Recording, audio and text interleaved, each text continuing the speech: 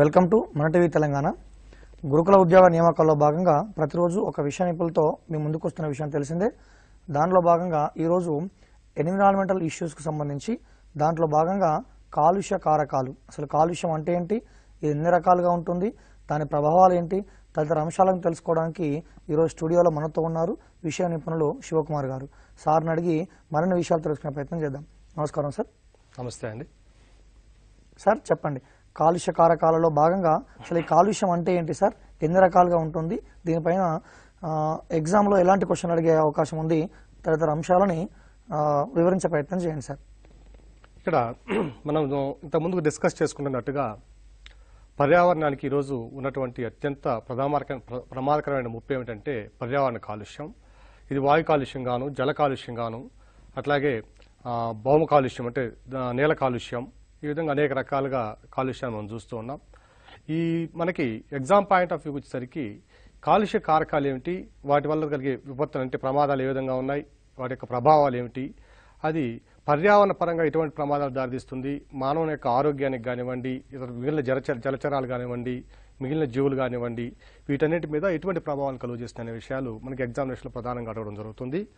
దాంట్లో ఫస్ట్ మొట్టమొదట మనం కాలుష్యం అంటే ఏమిటంటే ఒక పర్యావరణం ఉందనుకోండి, ఆ పర్యావరణ యొక్క భౌతిక రసాయనిక లక్షణాల్లో అంటే జీవ లక్షణాల్లో వచ్చే అవాంఛనీయ మార్పులను ఏమంటామంటే కాలుష్యం అంటాం. అంటే వాంఛనీయం కావు, సాధారణంగా ఉన్నటువంటి లక్షణాలు మార్చి మనం కొత్త లక్షణాలు పుట్టించడం, అవాంఛనీయ లక్షణాలు వీటన్నిటిని ఏమంటాం కాలుష్యం అంటాం. వీటిని మనం పొల్యూటెంట్స్ అని అంటాం. ఈ పొల్యూటెంట్స్ అనేక రకాలుగా మనము విడుదల చేస్తూ ఉన్నాం. ఫర్ ఎగ్జాంపుల్ ఫాజిల్ ఫ్యూయల్స్ అంటే శిలాజ ఇంధన వనరులను అధికంగా మండించడం వల్ల carbon dioxide, sulphur dioxide, nitrogen oxides, lead ఇలాంటి అనేక రకాలైనటువంటి ఘన మరియు వాయు కాలుష్యాలు మనము పర్యావరణంలోకి వెదజల్లుతూ ఉన్నాం. ఈ వెదజల్లే వాటిలో వాయు కాలుష్యాన్ని చూసినట్లయితే మొట్టమొదటిగా వాయు కాలుష్యంలో అత్యంత ప్రమాదకరమైనది, అత్యధిక మోతాదులో విడుదలవుతున్నటువంటి కాలుష్య కారకము కార్బన్ మోనాక్సైడ్. దీని యొక్క జీవితకాలం వచ్చి 3 సంవత్సరాలు. ఇది ప్రధానంగా వాహనాల పొగ నుంచి ఎక్కువగా విడుదలవుతుంది. పొగ నుంచి అనకంటే కూడా వాహనాల్లో మనం ఇంధనాన్ని మండించేటప్పుడు సడన్గా ఒక్కొక్కసారి యాక్సిలేటర్ ఇస్తాం. మనం ఇచ్చినప్పుడు పూర్తిగా ఇంధనం దహనం కాకుండా అంటే పూర్తిగా లోపల ఇంజిన్ లోపల మండకుండా అసంపూర్తిగా దహనం చెందడం వల్ల విడుదలయ్యేటువంటి కాలుష్య కారకం వచ్చి కార్బన్ మోనాక్సైడ్. సో ఈ బిట్ ఎలా ఇవ్వచ్చంటే ఇక్కడ ఈ క్రింది వాయు కాలుష్య కారకాల్లో ఏది అసంపూర్తి దహనం వల్ల విడుదలయ్యేటటువంటి వాయు కాలుష్యం అన్నప్పుడు అది కార్బన్ మోనాక్సైడ్ అని చెప్పుకోవాలి. ఈ కార్బన్ మోనాక్సైడ్ యొక్క జీవితకాలం వచ్చి దాదాపు 3 సంవత్సరాలుగా ఉంటుంది. ఇది ఎక్కువగా వాహనాల పొగ నుంచి విడుదలవుతుంది. అట్లాగే ఇది కార్బన్ మోనాక్సైడ్ అనేది మనిషి కనుక స్వల్ప మోతాదులో పీల్చినట్లయితే అలసట, కంటి చూపు లోపం ఏర్పడడం, అలాగే తలనొప్పి, శ్వాసకోశ సమస్యలు ఇవన్నీ కూడా సాధారణంగా వచ్చే లక్షణాలు. అంటే కార్బన్ మోనాక్సైడ్ని స్వల్ప స్థాయిలో గనక మనిషి పీల్చినట్లయితే తలనొప్పి రావడం, అలసట, తర్వాత కంటి చూపు మందగించడం, తర్వాత శ్వాసలో సమస్యలు ఎక్కువగా వస్తాయి. అధిక మోతాదులో కనుక కార్బన్ మోనాక్సైడ్ని పీల్చినట్లయితే ఇది రక్తంలో ఉండేటటువంటి హిమోగ్లోబిన్తో కలిసి కార్బాక్సీ హిమోగ్లోబిన్ అనే పదార్థాన్ని ఏర్పరుస్తుంది. ఈ కార్బాక్సీ హిమోగ్లోబిన్ ఏం చేస్తుందంటే రక్తాన్ని గట్లగా విడిపోయేటట్టుగా ఏర్పాటు చేస్తుంది. అంటే మనం పాలు తోడుపెట్టక ముందు ఒక్కొక్కసారి విరిగిపోతాయి. పాలు విరిగిపోయినప్పుడు పాలలో ఎలా గుల్లలుగా ఏర్పడుతుందో అదేవిధంగా ఈ రక్తంలో ఉన్నటువంటి ఈ హిమోగ్లోబిన్ ఇవన్నీ కూడా విడిపోయి నీరుగాను పాలు హిమోగ్లోబిన్ గాను విడిపోవడం వల్ల ఏమవుతుందంటే ఇవి గుండెకి మన ఆక్సిజన్ సరఫరా చేసే సామర్థ్యాన్ని తగ్గిస్తాయి. అధిక మొత్తంలో ఈ కార్బన్ మోనాక్సైడ్ని పీల్చినట్లయితే ప్రాణహాని కూడా ఏర్పడుతుంది. కార్బాక్స్ హిమోగ్లోబిన్ అనే పదార్థాన్ని ఏర్పరిచి ప్రాణహాని కూడా ఏర్పరుస్తూ ఉంటుంది. నెక్స్ట్ వచ్చి ఇది అత్యధిక స్థాయిలో మనిషికి అంటే వాతావరణం విడుదలవుతున్నటువంటి గాలి కాలుష్య కారకం. ఈ క్రింది కాలుష్య కారకాల్లో అత్యధిక మోతాదులో విడుదలవుతున్న గాలి కాలుష్య కారకం ఏమిటి అన్నప్పుడు అది తప్పనిసరిగా కార్బన్ మోనాక్సైడ్కి వెళ్ళాలి. అట్లాగే సల్ఫర్ డయాక్సైడ్ రెండవది వచ్చి సల్ఫర్ డయాక్సైడ్. కార్బన్ మోనాక్సైడ్ తర్వాత ఒక రకంగా ఎక్కువ మోతాదులో విడుదలవుతున్నటువంటి గాలి కాలుష్య కారకము సల్ఫర్ డయాక్సైడ్, ఇది SO2. ఈ SO2 యొక్క ప్రభావం ఎలా ఉంటుందంటే ఇది ఎక్కువగా థర్మల్ కేంద్రాల నుంచి విడుదలవుతుంది. దీని జీవితకాలం వచ్చి 4 నుంచి 5 రోజుల పాటు ఉంటుంది. తర్వాత మళ్ళీ దీని యొక్క స్వభావాన్ని కోల్పోవడం జరుగుతుంది ఈ సల్ఫర్ డయాక్సైడ్ అనేది. తర్వాత ఇది తక్కువ మోతాదులో కనుక మనం స్వీకరించినట్లయితే మనిషి కనుక పీల్చినట్లయితే ఆస్తమా, బ్రాంకైటిస్, అట్లాగే దురద, కంటిలో దురద, అలాంటి చిన్న చిన్న ఇచ్చింగ్ ఇలాంటి సమస్యలన్నీ కూడా వస్తాయి. అట్లాగే శ్వాస సమస్య కూడా కొంతవరకు ఉంటుంది దీనివల్ల. అట్లాగే ఈ కొన్ని సందర్భాల్లో పేపర్ వైట్ కలర్ నుంచి ఎల్లో కలర్లో మారుతూ ఉంటుంది. ఈ ప్రశ్న ఎలా అడుగుతుందంటే ఈ క్రింది వాయు కాలుష్య కారకాల్లో ఏది తెల్ల పేపర్ను పసుపు పచ్చ పేపర్గా మారుస్తుంది అంటాడు. సో ఈ విధంగా అడిగినప్పుడు అది సల్ఫర్ డయాక్సైడ్ పేపర్ని పసుపు రంగులోకి మారుస్తుంది. అలాగే పాలరాతి మీద కూడా అప్పుడప్పుడు కొన్ని ఉబ్బెత్తుగా వస్తూ ఉంటాయి, అంటే పాలరాతి ఉబ్బడము ఇలాంటివి వస్తూ ఉంటాయి. ఆ కాల్షియం సల్ఫేట్ ఏర్పడి పాలరాతి మీద ఈ సల్ఫర్ డయాక్సైడ్ ప్రభావం వల్ల అవి పాలరాయి ఉబ్బెత్తుగా కనిపిస్తూ ఉంటుంది. ఇది కూడా సల్ఫర్ డయాక్సైడ్ యొక్క ప్రభావము. అట్లాగే మొక్కల్లో పత్రహరిత నష్టాన్ని కూడా కలుగు చేస్తుంది. ఇది మొక్కల్లో పత్రహరిత నష్టాన్ని కలుగు చేసేటువంటి వాయు కాలుష్యం ఏది అన్నప్పుడు అది సల్ఫర్ డయాక్సైడ్గా మనం గుర్తించాలి. అట్లాగే నెక్స్ట్ వచ్చి నైట్రోజన్ ఆక్సైడ్లు, ఇవి కూడా ఇంకో పాయింట్. సల్ఫర్ డయాక్సైడ్ ఎక్కువగా దేని నుంచి విడుదలవుతుందంటే థర్మల్ విద్యుత్ శక్తి కేంద్రాల నుంచి ఎక్కువగా విడుదలవుతుంది. సల్ఫర్ డయాక్సైడ్ ఏ ఇండస్ట్రీస్ నుంచి ఎక్కువగా విడుదలవుతుందంటే థర్మల్ విద్యుత్ కేంద్రాలు, బొగ్గుతో నడిచేటువంటి విద్యుత్ కేంద్రాల నుంచి ఎక్కువగా సల్ఫర్ డయాక్సైడ్ మనకి రిలీజ్ అవుతూ ఉంటుంది. సో ఈ సల్ఫర్ డయాక్సైడ్ యొక్క ప్రభావాలు చూసామంటే మొక్కల్లో పత్రహరిత నష్టం సంభవించడము, అట్లాగే కంటిలో దురద, బ్రాంకైటిస్, ఆస్తమా, ఇవన్నీ కూడా సల్ఫర్ డయాక్సైడ్ వల్ల మనకు సంభవించేటటువంటి ఈ ప్రభావాలు. నెక్స్ట్ వచ్చి నైట్రోజన్ ఆక్సైడ్, ఇవి కూడా ప్రధానంగా నత్రజని ఎరువులు వాడడం వల్ల నత్రజని ఎరువులను మనం పొలాల్లో వాడడం వల్ల నైట్రోజన్ ఆక్సైడ్లు అనేవి ఎక్కువగా విడుదలవుతుంటాయి. ఈ నైట్రోజన్ ఆక్సైడ్లు వచ్చి NO2, N2O, NO ఇలా 3 రకాలుగా ఉంటాయి. ఈ మూడింట్లో N2O అనేది మనకి ఇది గ్లోబల్ వార్మింగ్ కారణమవుతుంది. నైట్రోజన్ ఆక్సైడ్లో N2O అనేది గ్లోబల్ వార్మింగ్కి కారణమవుతుంది. ఈ గ్లోబల్ వార్మింగ్ అంటే మనం ఇంతకుముందు చూసినాము, మరలా కూడా ఇంకొకసారి మనం దాన్ని పరిచయం చేసుకునే క్రమంలో చూద్దాము. నెక్స్ట్ తర్వాత వచ్చి ఇవి నైట్రోజన్ ఆక్సైడ్లు కాంతి రసాయన పొగమంచును ఏర్పరుస్తాయి. కాంతి రసాయన పొగమంచుని ఫోటోకెమికల్ స్మాగ్. ఫోటోకెమికల్ స్మాగ్ ఏర్పరిచేది ఏమిటి అంటే నైట్రోజన్ ఆక్సైడ్లు మరియు సల్ఫర్ డయాక్సైడ్, ఈ రెండు కూడా ఫోటోకెమికల్ స్మాగ్ ఏర్పరుస్తాయి. స్మాగ్ అంటే స్మోకు ప్లస్ ఫాగ్, అంటే పొగ మరియు మంచు కలిస్తే దాన్ని స్మాగ్ అంటాం. కాంతి రసాయన పొగ మంచు అంటాం, ఫోటోకెమికల్ స్మాగ్. ఈ ఫోటోకెమికల్ స్మాగ్ వల్ల హైవేలలో కానివ్వండి, నేషనల్ హైవేస్లో కానివ్వండి, అట్లాగే కొన్ని రైల్వే లైన్స్ మీద కానివ్వండి, ఈ పట్టణాల్లో కానివ్వండి మనిషి యొక్క విజిబిలిటీని దెబ్బతీస్తాయి. సాధారణంగా ఒక 200-250 మీటర్ల వరకు మనం చూడగల సామర్థ్యం ఉన్నటువంటి మన కంటికి ఈ తెల్లవారుజామున ఇది ఏర్పడుతుంది. ఈ తెల్లవారుజామున వెహికల్స్లో ప్రయాణించినప్పుడు ఈ ఫోటోకెమికల్ స్మాగ్ అనేది నేషనల్ హైవేస్ మీద ఏర్పడడం వల్ల మనకు విజిబిలిటీ తక్కువైపోయి మనం చూసేటువంటి పరిధి తగ్గిపోయి క్రమంగా ఏమవుతుందంటే మనకి యాక్సిడెంట్లు ఎక్కువగా జరగడానికి అవకాశం ఉంటుంది. సో ఈ క్రింది ఏ ప్రధాన వాయు కాలుష్య కారకము నేషనల్ హైవేస్ మీద ప్రమాదాలకు అంటే యాక్సిడెంట్లకు కారణమవుతుంది అన్నప్పుడు అది ఫోటోకెమికల్ స్మాగ్. ఈ ఫోటోకెమికల్ స్మాగ్ దేనివల్ల ఏర్పడుతుందంటే సల్ఫర్ డయాక్సైడ్ మరియు నైట్రోజన్ ఆక్సైడ్ యొక్క ప్రభావం వల్ల ఏర్పడుతుంది. ఇవి పొగతో కలిసి ఈ పొగ మంచుతో కలిసి ఫోటోకెమికల్ స్మాగ్ని ఏర్పరుస్తాయి. దీనివల్ల కంటి చూపు యొక్క పరిధి తగ్గిపోయి మనకి యాక్సిడెంట్లు అనేవి ఎక్కువగా సంభవించడం జరుగుతూ ఉంటుంది. అట్లాగే వీటిలో N2O గ్రీన్ హౌస్ వాయువుగా చెప్పుకున్నాం. అట్లాగే నత్రజన్ ఆక్సైడ్లు కానివ్వండి, సల్ఫర్ ఆక్సైడ్లు కానివ్వండి, ఇవన్నీ వాతావరణంలో చేరి యాసిడ్ రైన్స్ అంటే ఆమ్ల వర్షాలకు కారణమవుతున్నాయి. ఆమ్ల వర్షాలకు కారణమయ్యేటటువంటి వాయువు కింది వానలో ఏది అన్నప్పుడు అది నైట్రోజన్ ఆక్సైడ్లు మరియు సల్ఫర్ డయాక్సైడ్లు. ఇవి కూడా మనకి వాతావరణంలో ఆమ్ల వర్షానికి కారణమవుతాయి. ఈ ఆమ్ల వర్ష ప్రభావం వల్ల మనం చారిత్రక కట్టడాలు కొన్ని ఉంటాయి. ఈ తాజ్మహల్ కానివ్వండి, రెడ్ ఫోర్ట్, ఇలాంటి చారిత్రక కట్టడాల్లో మనం పాత రోజుల్లో వీటిని మనం సున్నం వాడేవాళ్ళం, మోర్టార్ లైమ్ని ఎక్కువగా వాడేవాళ్ళం కన్స్ట్రక్షన్లో. ఈ మోర్టార్ లైమ్ అనేది ఈ ఆమ్ల వర్షాల వల్ల అవి వాటితో రసాయన చర్య జరిపి క్రమంగా అవి తమ పరిధిని అంటే తమ యొక్క స్వభావాన్ని కోల్పోయి బిల్డింగ్స్ అనేవి కొంత దెబ్బతినడానికి అవకాశం ఉంది. అట్లాగే పాలరాతి మీద కూడా ఇవి కొంత ప్రభావాన్ని చూపి రంగును మారుస్తూ ఉంటాయి. అట్లా ఇప్పుడు మనం తాజ్మహల్ తీసుకున్నాం అనుకోండి, తాజ్మహల్ కూడా కొంత ఈ రాతి కుష్టి వ్యాధి అనేది ఒకటి వస్తుంది. అంటే రాతికి కూడా కుష్టి ఏర్పడడం వల్ల వస్తుంది. వీటన్నిటికి కూడా కారణమవుతున్నాయి. ఇవన్నీ కూడా సల్ఫర్ డయాక్సైడ్, నైట్రోజన్ ఆక్సైడ్ ఇవన్నీ కూడా రాతి కుష్టి వ్యాధికి కారణమవుతున్నాయి. నెక్స్ట్ 4వ ప్రధానమైనటువంటి కాలుష్యకారకం వచ్చి కార్బన్ డయాక్సైడ్. ఈ కార్బన్ డయాక్సైడ్ ప్రధానంగా శిలాజంధ్రవన దహనం వల్ల ఏర్పడుతుంది. ఒక్క నిమిషం అండి. నైట్రోజన్ ఆక్సైడ్లు ఇంకో మరో పాయింట్ ఏమిటంటే ఇవి నైట్రోజన్ ఆక్సైడ్లు హైడ్రోకార్బన్స్తో కలిసి సూర్యరశ్మి సమక్షంలో పాన్ ఏర్పరుస్తుంది. Acetyl peroxy acetyl nitrate pan ఏర్పరుస్తాయి. సో పెరాక్సీ అసిటైల్ నైట్రేట్ని ఏర్పరిచేటటువంటి వాయు కాలుష్యం ఏది అన్నప్పుడు అది నైట్రోజన్ ఆక్సైడ్ పాన్ ఏర్పరుస్తుంటాయి. ఓకేనా. నెక్స్ట్ 4వది వచ్చి కార్బన్ డయాక్సైడ్. ఈ కార్బన్ డయాక్సైడ్లో ముఖ్యంగా శిలాజంధ్ర దహనం వల్ల కార్బన్ డయాక్సైడ్ అధికంగా విడుదలవుతుంది. ఈ శిలాజంధ్ర దహనం అనేది మనం ఎక్కువగా ఈ డీజిల్ ఇంజన్స్, పెట్రోల్ ఇంజన్స్ వాటి నుంచి విడుదలవుతుంది.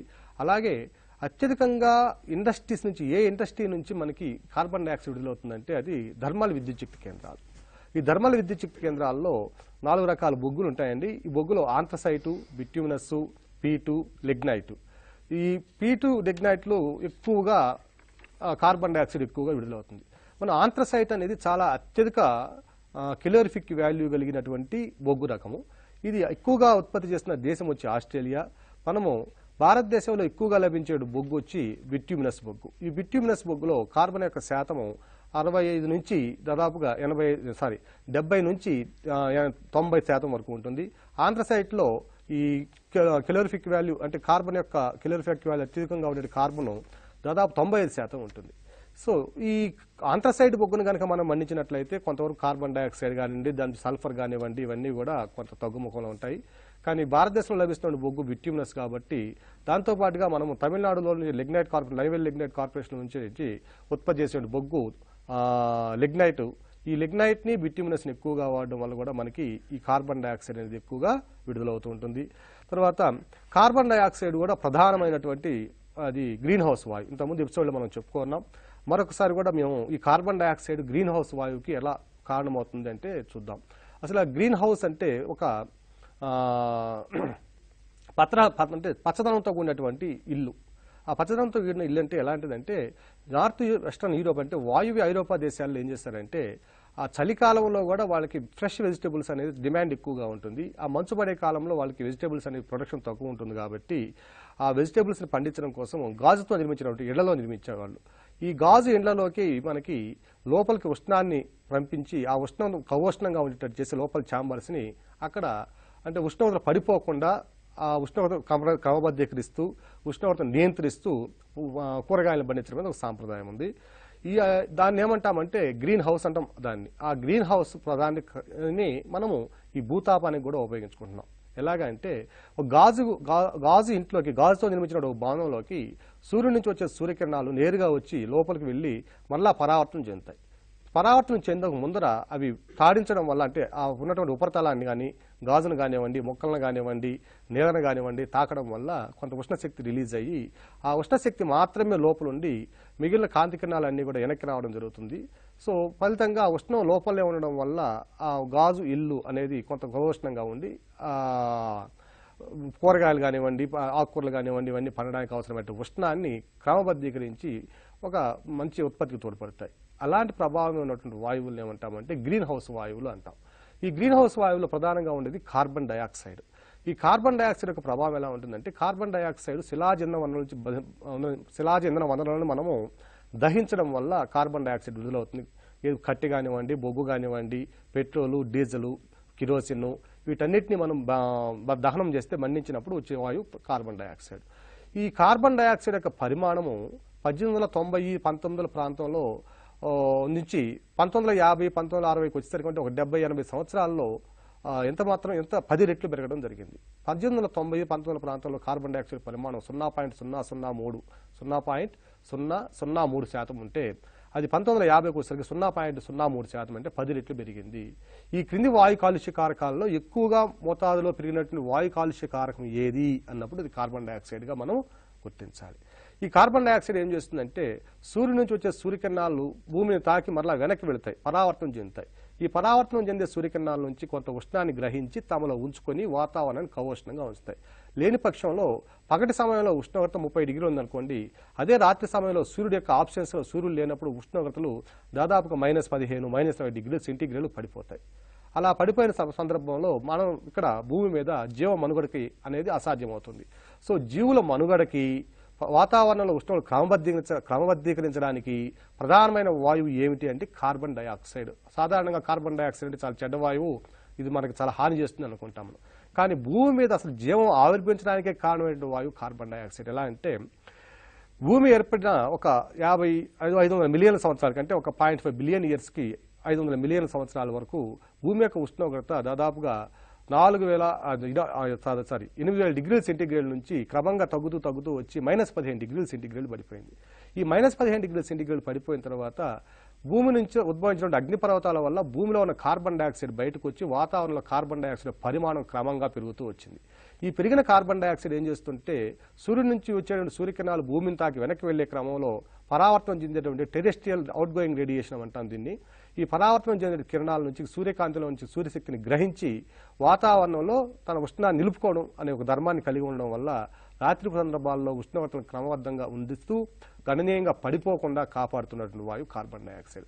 అయితే ఇది ఎంత మంచిదో దీని యొక్క పరిమాణం ఎక్కువైతే కూడా అంత చెడ్డది. ఇది సాధారణంగా ఉన్న కార్బన్ డైఆక్సైడ్ లెవెల్స్లో ఉన్నట్లయితే మనకి ఉష్ణోగ్రత క్రమబద్ధీకరించి మామూలుగానే ఉంటాయి.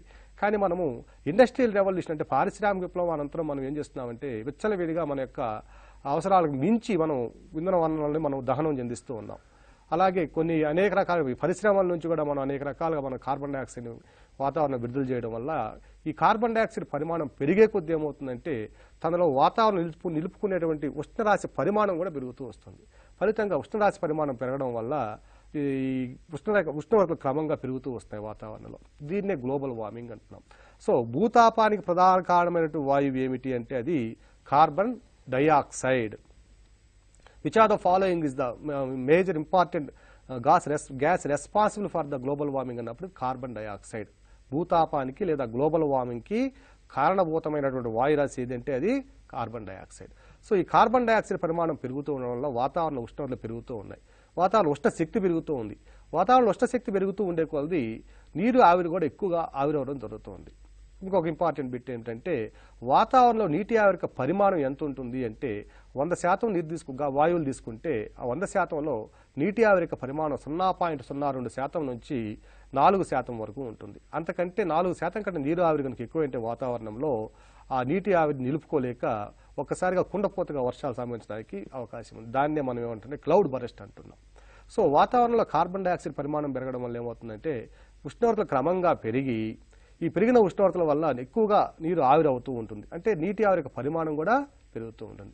ఈ నీటి ఆవిరి కూడా సూర్యుడి నుంచి వచ్చే సూర్యకిరణాల ఉష్ణాన్ని గ్రహించి క్రమంగా వాతావరణాన్ని వేడెక్కిస్తూ ఉన్నాయి. సో ఎక్కువ మొత్తంలో భూతాపానికి కారణమైన వాయువు అన్నప్పుడు మనము నీటి ఆవిరిని గుర్తించాలి. అసలు ఆ భూతాపానికి కారణభూతమైనటువంటి వాయువు అన్నప్పుడేమో కార్బన్ డైఆక్సైడ్ గుర్తించాలి.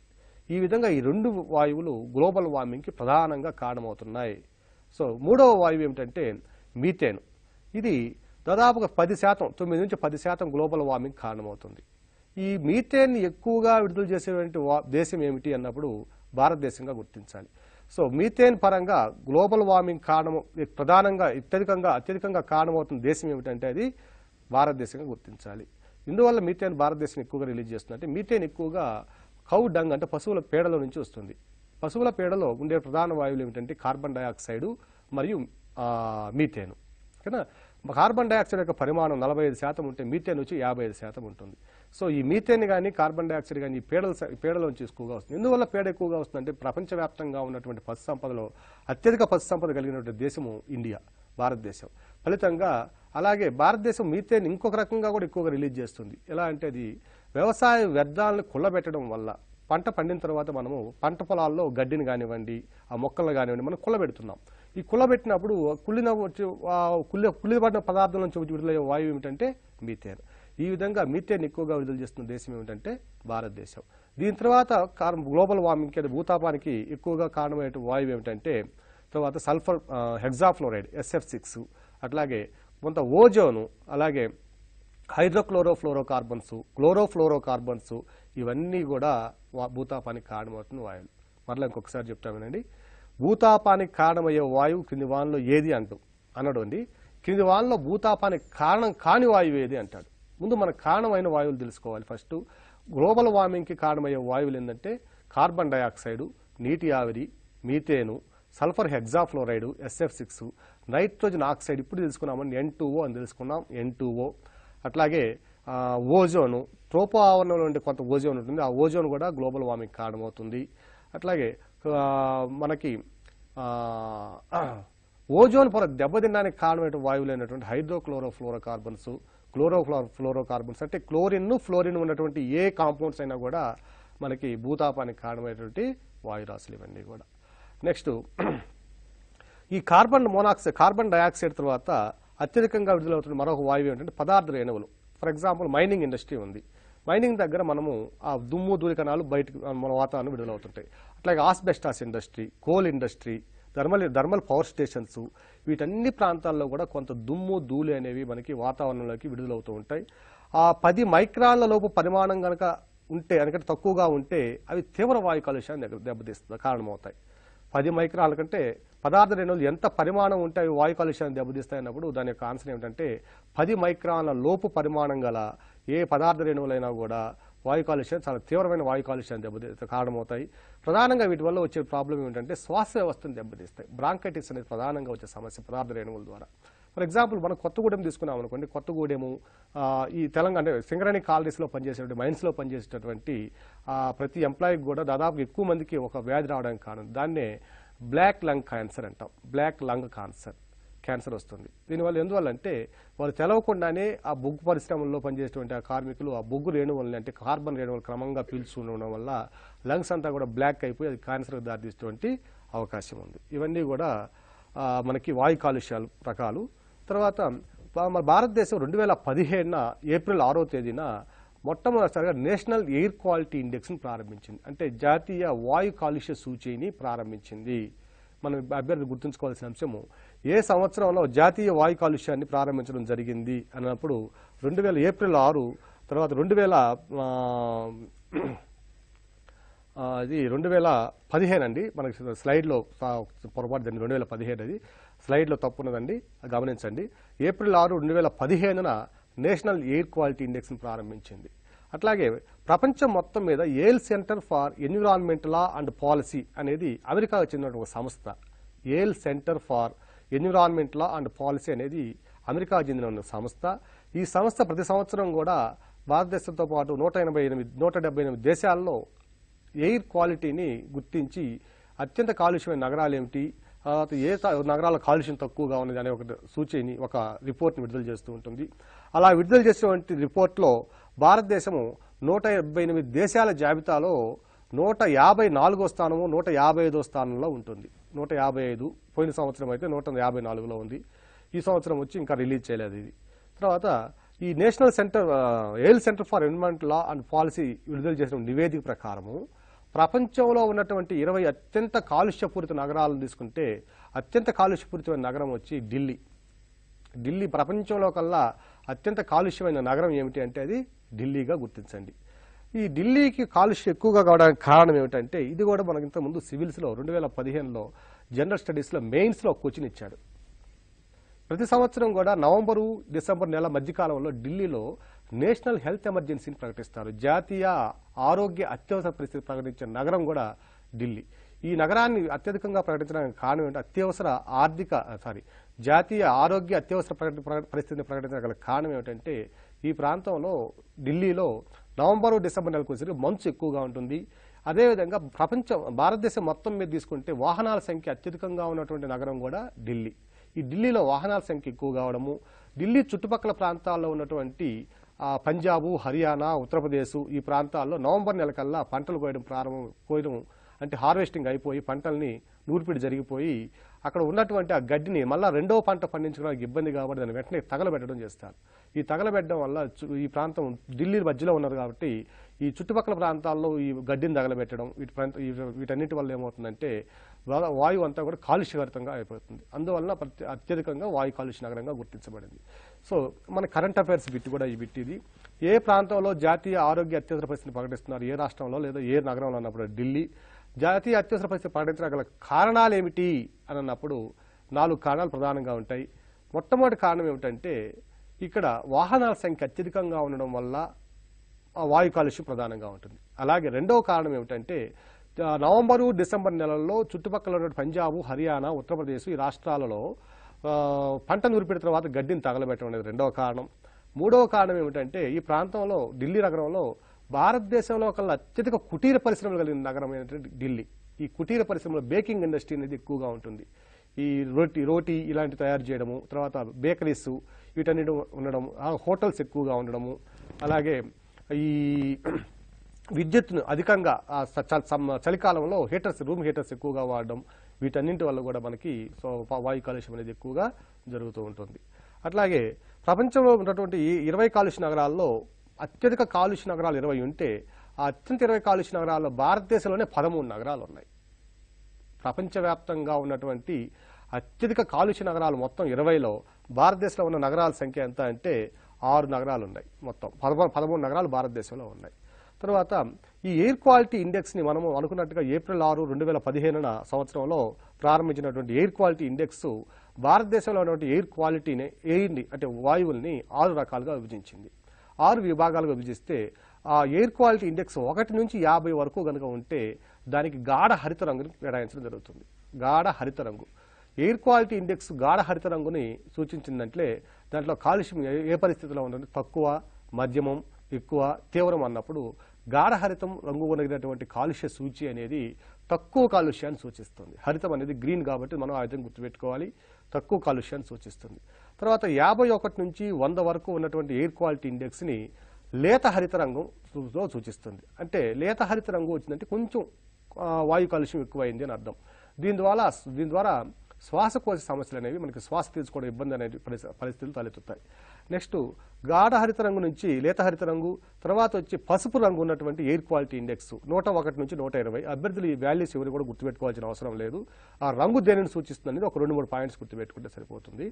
తర్వాత పసుపు రంగులో ఉన్నటువంటి ఈ ఎయిర్ క్వాలిటీ ఇండెక్స్ మోడరేట్ కాలుష్య స్థితిని అంటే మధ్యస్థాయి కాలుష్య స్థితిని సూచిస్తుంది. దీనివల్ల ఆస్తమా, గుండె జబ్బులు ఉన్న వారికి శ్వాసలో ఇబ్బంది కలగడం జరుగుతుంది.